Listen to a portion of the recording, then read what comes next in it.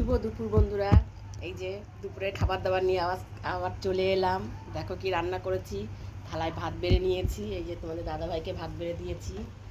এটা মূলো ভাজা, এটা পেঁপে সিদ্ধ, আর এই যে আমলকি মাখাচ্ছে। আমার থালাতেও নিয়েছি এই যে পেঁপে সিদ্ধ, এই যে আমলকি মাখিয়ে আমাকে দিয়েছে তোমাদের দাদাভাই।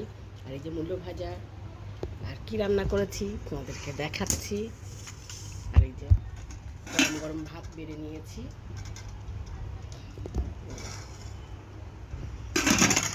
আর এখানে করেছি, দেখতে পাচ্ছ,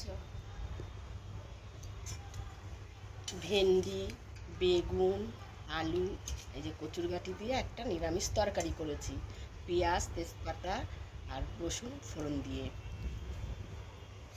আর কি রান্না করেছি দেখাই তোমাদের। এই দেখো, এটা হচ্ছে মাছ। এটা কি মাছ বলে ঠিক জানি না, এটা হলো খয়রা ইলিশ আর কি বলছে, খয়রা ইলিশ।